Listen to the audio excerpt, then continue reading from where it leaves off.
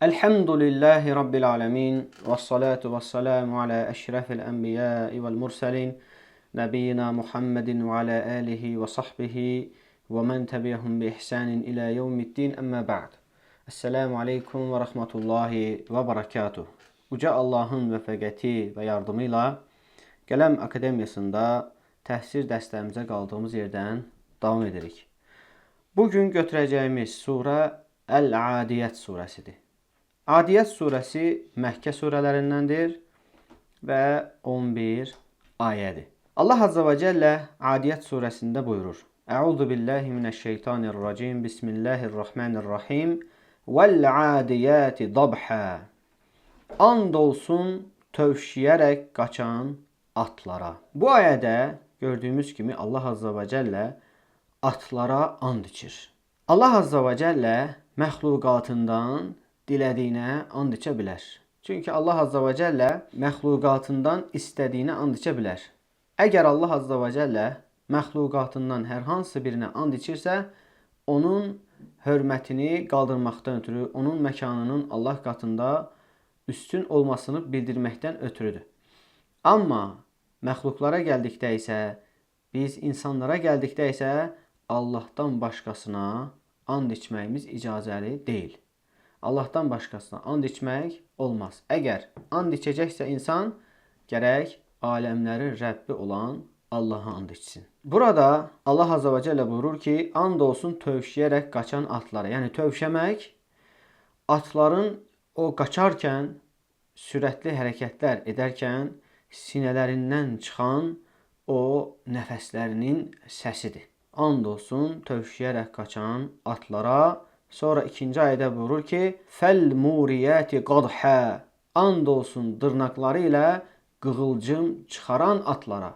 Qığılcım da dırnaqları ilə necə çıxarır? Çünki atların bildiyiniz kimi ayaqlarında dəmirdən nallar olur. Onların dırnaqları çox zədələnməsin deyə, rahat yerisinlər deyə atların ayaqlarında nal olur dəmirdən. Daşlıq bir yerdə, qayalıq bir yerdə atlar hərəkət edərkən, xüsusilə də bax belə sürətli bir şəkildə qaçarkən, onların dırnaqlarının altından, yəni ki, həmən o nallardan, dəmir daxı, həmən o nallarla daşların sürtünməsindən qığılcımlar çıxır. O qığılcımlar da sanki yəni onun dırnaqlarından çıxırmış kimi görsənir və Allah Azza və Cəllə də bu cür buyurur: And olsun dırnaqları ilə qığılcım çıxaran atlara. Yəni normal şəkildə yeriyəndə onların dırnaqlarından bu cür qığılcımlar çıxmır. Nə vaxt ki, atlar sürətli hərəkət eləyir, bu zaman onların dırnaqlarından, yəni nallarından həmən o qığılcımlar çıxır. Sonra 3-cü ayədə Allah Azza və Cəllə buyurur ki, Fəl-muğirati subhə. And olsun sübh çağı həmlə edən atlara. Müsəlmanlar cihadda atlardan istifadə edirdilər və düşmənlərə həmlə edərkən isə adətən sübh çağlarını, yəni gecənin sonunu seçirdilər. Hətta Peyğəmbər sallallahu aleyhi və səlləmdən də varid olub ki, Peyğəmbər sallallahu aleyhi və səlləm sübh çağı, yəni sübh namazı girməmişdən öncə düşmənə yaxınlaşardı. Əgər sübh namazı vaxtı oradan əzan səsi gələrdisə, oraya daxil olmazdı. Amma əzan səsi gəlməzdisə, oraya hücum çəkərdi. Və bu da bir hərbi taktikadır. Bu zaman yəni düşmənlər başları yuxuya qarışmış olur, yatmış olurlar, qəflət içərisində olurlar.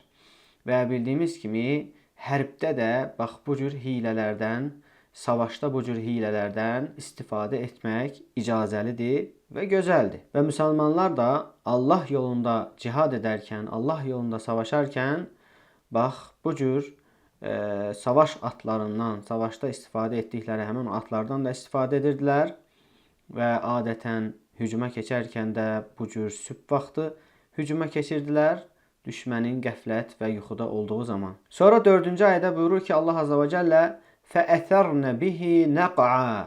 Hücuma keçərək tozanaq qaldıran atlara. Yəni onlar o düşmənin üzərinə hücum çəkərkən eyni zamanda atlar tozanaq da çıxardırlar. Sonra buyurur ki 5-ci ayədə fəvəsatnə bihi cəm'a. Onunla, yəni həmin o tozanaq qopararaq dəstənin içərisinə soxulan atlara Allah Azze və Cəllə and içir. Yəni həmin atlarla müsəlmanlar hücum çəkərək, həmlə edərək düşmənin toplandığı, o cəm olduğu yerə soxulurlar və bu zaman atlar tozanaq qopardır. Dırnaqlarından qığılcımlar çıxır və düşmən çaşbaş qalır. Nə baş verdiyini belə anlamır. Bir anda işlər artıq bitir. Və şübhəsiz ki, burada yəni həmin o atların böyük bir rolu var. Atlar qıvraqdır, sürətlidir. Hücuma keçərkən düşmənə sürətlə yaxınlaşmağa imkan verir Allahın izni ilə. Və ona görə də Allah Azze və Cəllə baxın, o ata and içir. Atın o yürüyüşünə, hücumuna, həmləsinə, dırnaqlarından qığılcım çıxaran atlara, toz-tozanaq qaldıran atlara. Bu ayəyə kimi, 5-ci ayəyə kimi ayələr andla gəlir. Allah Azze və Cəllə atlara and içir. Və bu bir növ Allah Azze və Cəllənin həmçinin insanlara verdiyi bir neməti onlara xatırlatmasıdır. Allah Azze və Cəllə insanlara əzəmətli nemətlər verib və onlardan biri də minik heyvanlarıdır və onlardan ən faydalılarından biri məhz atlardır. Həm savaşda, həm minik kimi və yüklərin daşınmasında və s. tarix boyu atlar insanlara sadiq sirdaş olublar. Və Allah Azze və Cəllə bunu xatırladır. İnsan oğluna xatırladır, and içir. Sonra deyir ki 6-cı ayədə İnnəl insənə li rabbihi ləkənud. Həqiqətən insan Rəbbinə qarşı çox nankördür. Allah Azze və Cəllə əvvəlki ayələrdə ata and içir və bir çox andlar içir. Sonra isə insanın nankör olduğunu bildirir. Yəni bu şeyə görə and içirdi Allah Azze və Cəllə. Baxmayaraq ki, Allah Azze və Cəllə bax bu qədər əzəmətli insanlara nemətlər verir və o nemətlərdən biridir sadəcə o atlar. Və insan isə Rəbbinə qarşı çox nankördür. Allahın nemətlərini, özünün üzərində olan o əzəmətli nemətləri inkar edir, görməzdən gəlir. Və Allah Azze və Cəllə isə bunu insana xatırladır. Buyurur ki, Allah Azze və Cəllə həqiqətən insan öz Rəbbinə qarşı nankördür, özü də çox nankördür. Sonra digər ayədə buyurur ki, 7-ci ayədə وَإِنَّهُ عَلَى ذَٰلِكَ لَشَهِيدٌ. Həqiqətən o, özü də buna şahiddir. Yəni, özünün nankörlüğüna şahiddir. İstənilən bir insanı, hətta qəflət içərisində olsa belə, ona Allahın nemətlərini xatırladanda, ona Allahın nə qədər nemətlər bəxş etdiyini, əlində olduğu bütün nemətlərin Allah tərəfindən verildiyini xatırladanda, fitrəti salamat olan, hələ pozulmamış insan, imanı olan insan öz nankörlüğünü boynuna alır. Öz nankörlüğünü boynuna alır və şahidlik edir özünə qarşı. Və bu ayədə də bax, o cür insanlardan gedir söhbət ki, həqiqətən insan öz nankörlüğüna şahiddir, özü bilir nankörlük etdiyini, haqqıyla Allahın nemətlərinə qarşı şükür etmədiyini insan bilir. Sonra 8-ci ayədə Allah Azze və Cəllə buyurur ki وَإِنَّهُ لِحُبِّ الْخَيْرِ لَشَدِيدٌ. Həqiqətən o xeyrə çox hərisdir. Yəni mal dövlətə, var dövlətə, dünya malına hərisdir. İnsan buna hərisdir və bununla yanaşı insan həmçinin paxıldır. Həm mal dövlətə hərisdir, həm də paxıldır. Və paxıllığı da məhz o dünya malına hərisliyindən irəli gəlir. İnsan qorxur ki, əlində olandan bir şey xərcləsə, bir şeylər versə başqalarına, onun malı azalar, tükənər. Və ona görə də paxıllıq edir. Və dünya malına olan sevgisi nə qədər artarsa, paxıllığı da bir o qədər artar. Və sonra 9-cu, 10-cu ayələrdə Allah Azze və Cəllə buyurur ki Əfələ ya'ləmu izə bu'thirə mə fil qubur və hussilə mə fis sudur. Məgər o bilmir ki, qəbirlərdə olanlar dirilib çıxarılacağı və sinələrdə, qəlblərdə olanlar aşkar ediləcəyi zaman 11-ci ayədə də Allah Azza və Cəllə buyurur ki, İnnə rabbəhum bihim yevmə izin ləxabir. O gün Rəbbi onlardan xəbərdardır.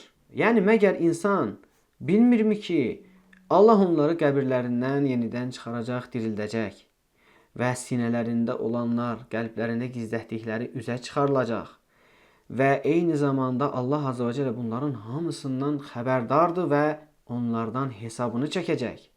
Məgər bunları bilmir insan?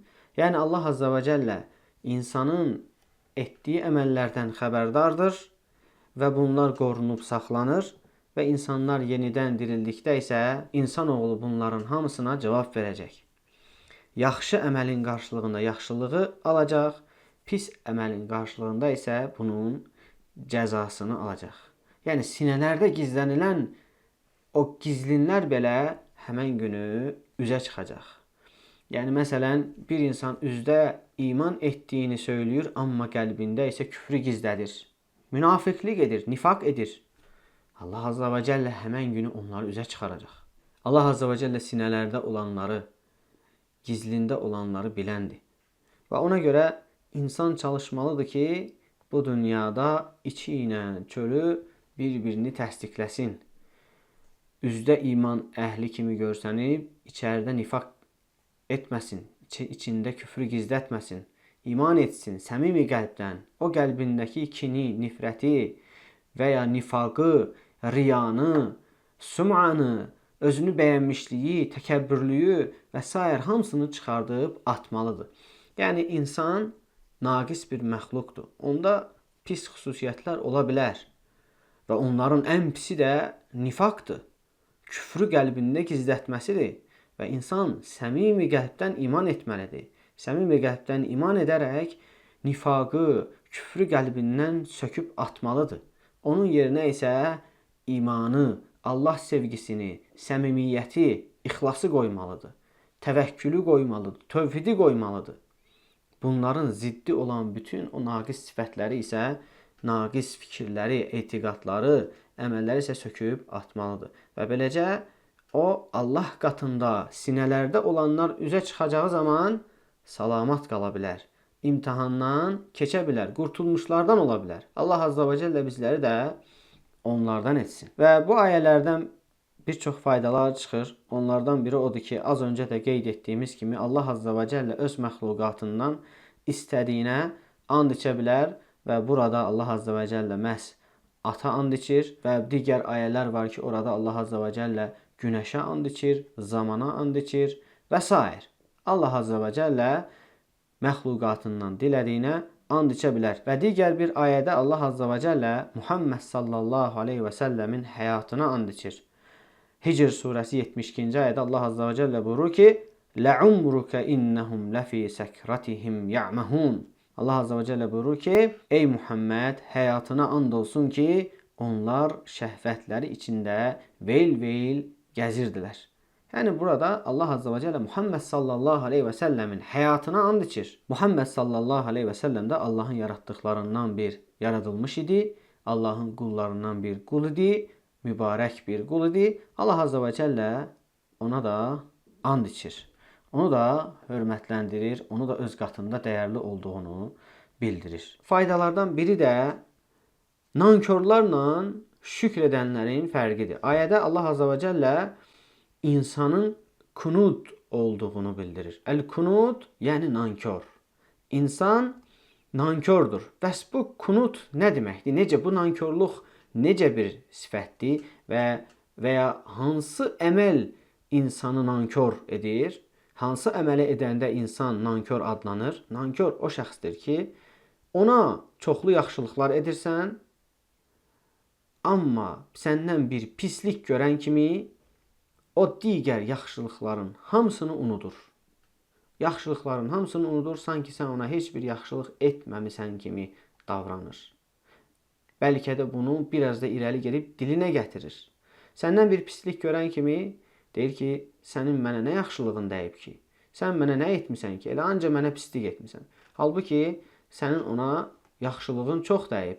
Amma deyək ki, insansan. Sənin də qüsurun var, sən də kamil deyilsən. Səndən bir pislik görən kimi nankorluq edir, deyir mən səndən heç bir yaxşılıq görməmişəm. O etdiyin digər yaxşılıqların hamısını unudur. Bəs şəkur, bunun əksi olan, şükürlü olan, şəkur kimə deyilir? Səndən nə qədər pislik görsə də, ona yaxşılıq eləyəndə o pislikləri unudan bir şəxsdir. Səndən pislik də görür, deyək ki, yaxşılıq da görür. O yaxşılıqlarına görə pislikləri unudur. Sanki səndən ancaq yaxşılıq görübmüş kimi davranır. Bu cür insanlar şəkur adlanır. Sənin etdiyin yaxşılıq ona etdiyin o pisliyi unutturur. Amma nankorlar isə əl-kənud adlanır. Onlar isə nə qədər yaxşılıq edirsən et, səndən bir dənə xırda xoşuna gəlməyən bir şey görən kimi və ya bir pislik görən kimi bütün o etdiyin yaxşılıqları hamısını unudur. Və sonra faydalardan biri də odur ki, Allah Azza və Cəllə insanları qiyamət günü qəlblərində daşıdıqlarına görə hesaba çəkəcək əsas. Qiymət ona görə olacaq. Baxın, Ət-Tariq surəsi 9-cu ayədə Allah Azza və Cəllə buyurur ki, يَوْمَ تُبْلَ السَّرَائِرِ O gün sirlər açığa çıxacaq. Gizlində olanlar açığa çıxacaq. Yəni Allah Azza və Cəllə də insanlara məhz o qəlblərində olana görə, qəlblərində olan o əsasa görə qiymətləndirəcək. Məsələn, münafiqlər. Bu dünyada münafiqlərlə Allah Azza və Cəllənin əmri ilə biz zahirdə üzdə göstərdikləri o İslama görə onlarla müamilə edirik. Yəni münasibətimizi bunun üzərində qurur. Onlar deyirlər biz müsəlmanıq, la ilahə illallah deyirlər, Muhammedən Rasulullah deyirlər.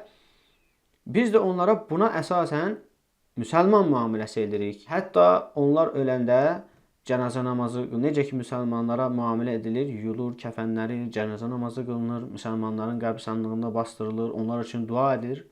Amma biz qəlbləri bilmirik. Biz zahirə görə əməl edirik.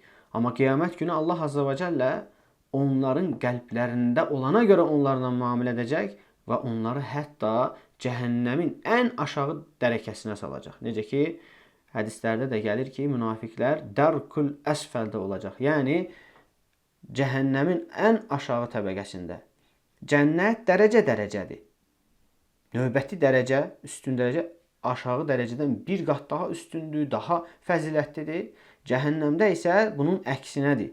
Dərəkələrləndir, yəni sanki bir pillələr aşağı düşür. Allah Azza və Cəllə münafiqlərin etdiyi əməllərdən o qədər qəzəblənir ki, onları digər kafirlərin hamısından da aşağı dərəkəyə, aşağı dərəcəyə yəni salır.